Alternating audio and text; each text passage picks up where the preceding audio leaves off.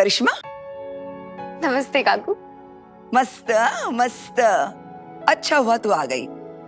मैंने पत्र लेखा को मायके भेजा है, अब कुछ दिन बेचारी आराम कर लेगी। मतलब अब मुझे डबल काम करना पड़ेगा? फंस गई करिश्मा। चलो अब गप्पा गोष्ठी हो गई तो काम पे लग जाओ। जी काकू। अश्विनी, तुम्हारी बहू कहीं दिखाई नहीं दे रही। पुलकित को कितने बजे बुलाया है? पता नहीं है, लेकिन बोल तो रही थी कि मैं पुलकित को फोन कर रही हूँ करके, लेकिन फोन नहीं उठा रहा है पुलकित। उठा नहीं रहा है मतलब? मैं जाके देखती हूँ। ये मेरा पुलकित आ गया, मेरा पति आ गया, मेरा पति आ गया।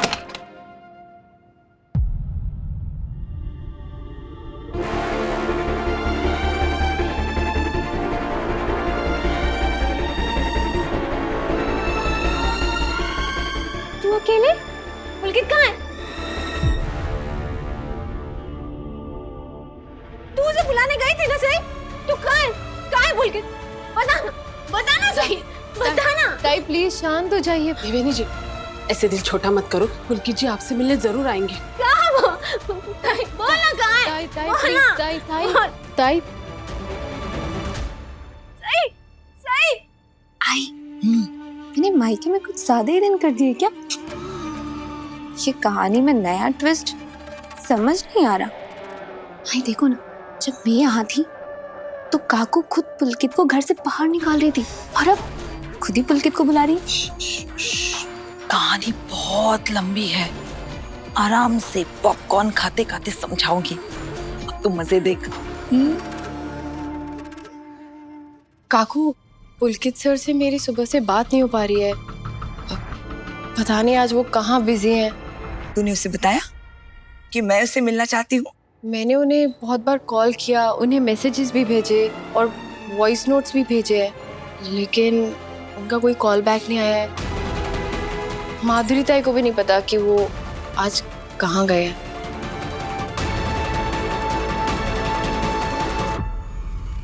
जाएगा कहाँ? भाग गया होगा। मक्कार और धोखेबाजों का और काम ही क्या होता है? नीनाद, ऐसे क्यों बोल रहे हो? अरे दादा बिल्कुल ठीक तो बोल रहे हैं बहनी। अब जब पुलकित की सच्चाई सामने आ गई है तो आपके सामने अपना मुंह दिखाएगा भी तो कैसे?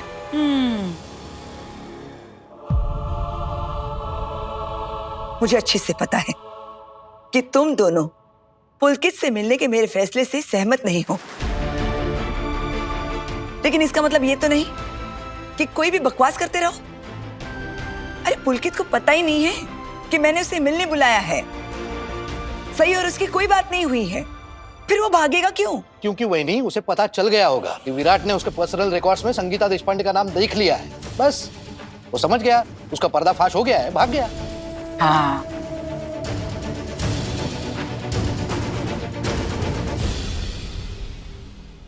लेकिन ये बात उसे कैसे पता चल सकती है? ये बात सिर्फ घर के सदस्यों को पता थी।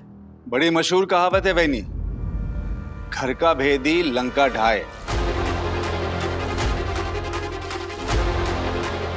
और इस घर के भेदी ने अभी तक पुलकित को तो बता ही दिया होगा कि विराट को उसके खिलाफ सबूत मिल गए। हाँ, मैंने पुलकित सर को बताया है।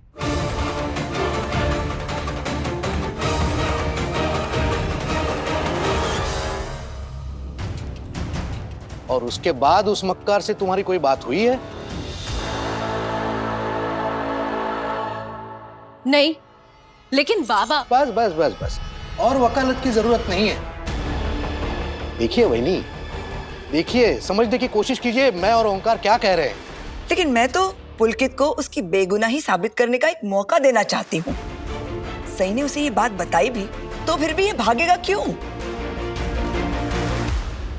आई, काकू सही भाभी और पुलकित की इतनी तरफदारी कैसे करने लगी? मैंने कह दिया ना तुझे, पॉपकॉर्न के साथ समझाऊंगी बाद में। अब चुपचाप बैठ, मजे ले। आप अपनी ममता में इतनी बह गई हैं ना कि आप समझ ही नहीं पा रही हैं कि पुलकित झूठा है, गुनहगार है। इसीलिए सही का मैसेज पढ़ के वो गायब हो गया। जब उसके पास कोई सबूत ही नहीं है तो वो अपनी बेगुनाही कैसे साबित करेगा, बताइए आप।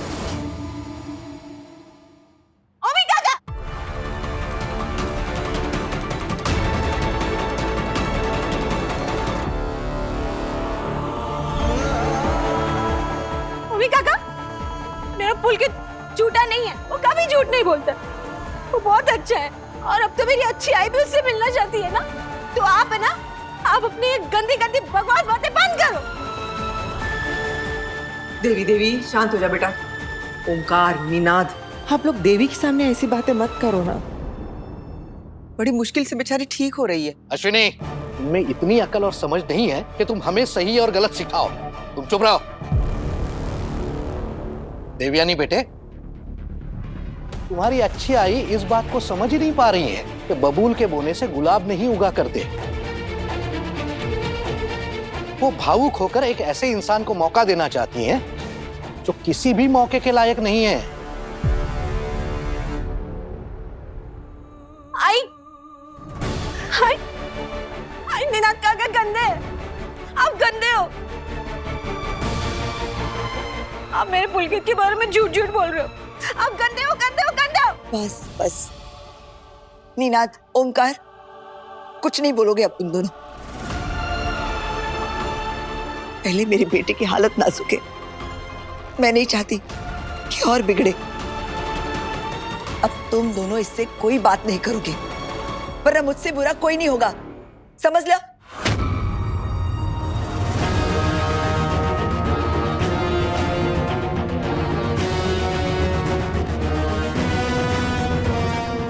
जाओ यहां से।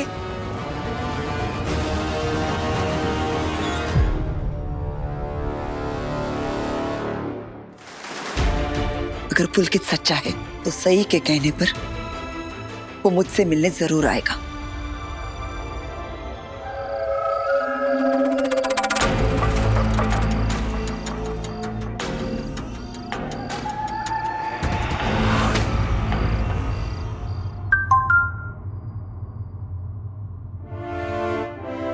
मैसेज आया पुलकित सर का। क्या? पुलकित का मैसेज है? ये पुलकित का मैसेज आया, पुलकित का मैसेज आया। क्या लिखा है मैसेज में? मैसेज में लिखा है कि मैं भवानी काकू से नहीं मिलूंगा।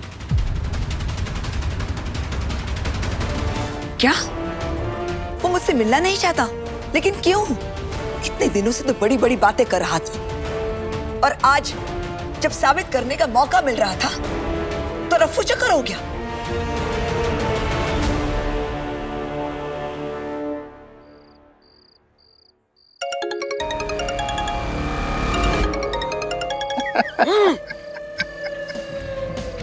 क्या रे, तू यहाँ तड़प रहा है और तुझसे कोई बात करने को वहां तड़प रहा है। तेरे मैसेजेस का जवाब तो मैंने दे दिया है। अभी तू बोले तो ये कॉल का भी जवाब दे दूं?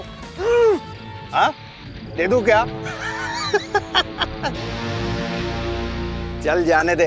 अभी क्या है ना, अगर मेरी आवाज की वो फैन हो गई तो गड़बड़ हो जाएगी। करेक्ट बोला ना?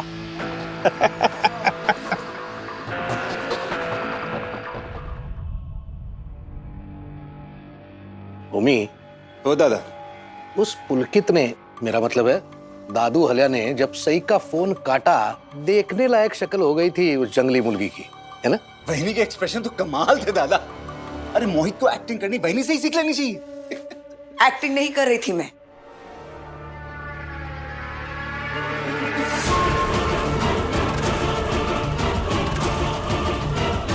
तुम दोनों को क्या लगा मुझे बेवकूफ बनाकर खेल खेल लोगे?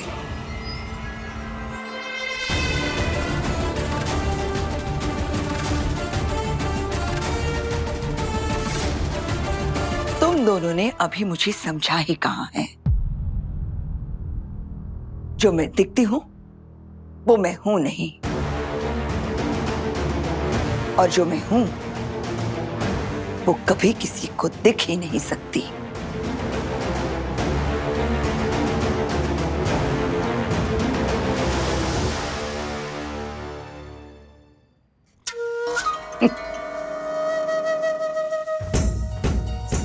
उस जंगली मुर्गी की हालत देखकर मुझे इतनी हंसी आ रही थी कि तुम लोग सोच भी नहीं सकते। मुझे पता है कैसे मैंने अपनी हंसी रोककर रोने का नाटक किया। वही नहीं, आपकी तो दाद देनी पड़ेगी। क्या फुल प्रूफ प्लान बनाया था आपने? वाकई बहनी, आपका आइडिया कमाल का था। खेल कोई भी हो, भवानी नागेश चौहान ने सिर्फ जीतना सीखा है। मैं उनमें से नहीं हूं जो अपनी बात मनवाने के लिए लोगों के आगे पीछे घूमती फिरे। मैं उनमें से हूं जो लोगों को एहसास भी ना होने दे कि वो मेरी बात मान रहे हैं। पुलकित के खिलाफ जाकर उसे सबकी नजरों में गलत साबित करने के बजाय उसका साथ देने का नाटक करके मैं सबके सामने उसे गलत साबित करूंगी। फिर सिर्फ मैं नहीं, पूरा घर उसे गलत, धोखेबाज और मक्कार समझेगा। वही, इसीलिए पत्रलेखा को आपने उसके मैके भेज दिया। वो एक भरोसेमंद सिपाही बन चुकी है। उसे अभी सिप्पे सलार बनने में थोड़ा वक्त लगेगा। कहीं वो ये बात जान जाती और उसका ज़मीर जाग जाता तो हमारे लिए मुश्किल हो जाती। मानना पड़ेगा, एक एक कदम सोच समझ के उठाया है आपने, कमाल है। ऐसे ही नहीं, इस घर को इतने सालों से संभाल रही हूं मैं। घर को घर बनाए रखने के लिए हर चाल चलनी पड़ती है। साम दाम दंड भेद सब करना पड़ता है, तभी तो सामने वालों को मिलती है शे और मात। उस जंगली मुर्गी में ठहराव नहीं है। इंसान में ठहराव स्कूल और कॉलेज में पढ़ाई करके नहीं, उम्र और तजुर्बे से आता है। उस कल की आई लड़की ने सोचा वो हमें मात देगी। मेरी बीमार बेटी की शादी उस 2 टके की नौकर के साथ करवा के क्या पिद्दी और क्या पिद्दी का शोरबा।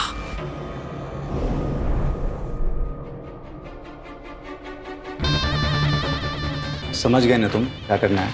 जहाँ पे देवयानी का नाम लिखा हुआ है वहाँ पे मुझे संगीता देशपांडे का नाम चाहिए। और हाँ, एक पुलिस वाला आएगा पूछताछ करने के लिए। उसे तुम संगीता देशपांडे वाला डॉक्यूमेंट दिखाना। इतने पैसों में तो मैं आपको जीती जागती संगीता दिखा दूं। समझिए आपका काम हो गया। और हाँ, एक लड़की भी आएगी। सही जानते होगे तुम, पुलकित के साथ आई थी तुम्हारे पास। अगर वो तुमसे कोई फाइल मांगती है तो उसे कुछ भी मत दिखाना। ओके सर, फिक्र मत कीजिए, आपका काम हो जाएगा।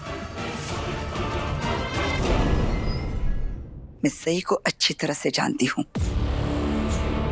वो आज नहीं तो कल इस बात का जरूर पता लगा लेती कि संगीता नाम वाला डॉक्यूमेंट फर्जी है, और फिर वो विराट को इस बात का यकीन दिला देती कि ये सब पुलकित को झूठा साबित करने की एक साजिश थी और कुछ नहीं। अगदी बरोबर वही। अच्छा, तो इसलिए आपने ये प्लान रचा। घी अगर सीधी उंगली से ना निकले तो उंगली टेढ़ी करनी ही पड़ती है। मैं समझ गई थी कि सही को हराने के लिए कोई दूसरी चाल चलनी पड़ेगी, और फिर इससे अच्छा मौका था नहीं मेरे पास। विराट जो यहां नहीं था, एक तरफ मैंने सही को इमोशनल करके पुलकित को एक और मौका देने का ढोंग रचा, और दूसरी तरफ पुलकित को उठवाकर उसे भगोड़ा साबित करने की पूरी तैयारी कर ली। लेकिन वही नहीं, क्या आपको लगता है कि सई ने पुलकित को भगोड़ा मान लिया है? नहीं, वो इतनी आसानी से नहीं मानने वाली। उसे पुलकित पर बहुत भरोसा है। लेकिन एक बात याद रखना निनाद, शक के बोए बीज को पेड़ बनने में ज्यादा वक्त नहीं लगता। अब तुम दोनों सुनो कल क्या करना है।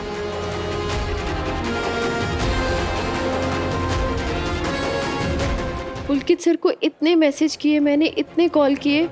पहले तो वो कॉल नहीं उठा रहे थे और अब उनका फोन ही स्विच ऑफ आ रहा है। मैंने भी उनको बहुत बार फोन किया। अब तो मुझे बहुत टेंशन हो रही है। मैंने तो बस हरिणी की वजह से अपने आप को संभाल के रखा है। उस बेचारी को तो मैंने ये बता के रखा है कि उसके पापा को एक अर्जेंट मेडिकल कॉन्फ्रेंस की वजह से बाहर जाना पड़ा है।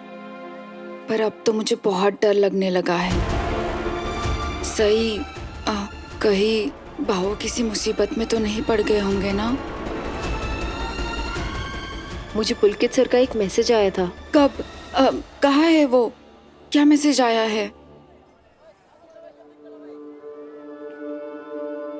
मैं भवानी काकू से नहीं मिलूंगा।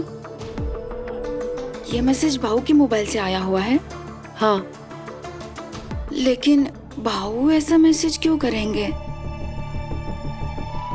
मैं भी परेशान हूँ। मुझे यकीन है पुलकित सर ऐसा कोई मैसेज कर ही नहीं सकते, लेकिन मैं घर वालों के सवालों का क्या जवाब दूँ? काकू उनका इंतजार कर रही है और देवी ताई उनकी आस लगा कर बैठी है। और आपको पता है, बाबा और उमी काका ने तो सीधे सीधे बोल दिया कि पुलकित सर डर के भाग गए। सही कहीं तुम भी ऐसा ही नहीं सोच रही हो ना भाऊ के बारे में? मैं पुलकित सर के बारे में ऐसा कभी नहीं सोच सकती, लेकिन घर वालों का क्या करूं? वो तो वही सोचेंगे ना जो उन्हें नजर आएगा। मुझे तो बस एक बात की चिंता है ताई, कि इतने सालों बाद काकू ने एक मौका दिया है पुलकित सर को, कहीं हमारे हाथ से वो भी ना निकल जाए। भवानी काकू ने पुलकित सर के बारे में जो कहा है उसमें कुछ सच्चाई तो नहीं, या फिर पुलकित सर किसी मुसीबत में फंस गए? मुझे कुछ समझ नहीं आ रहा कि क्या करूं मैं।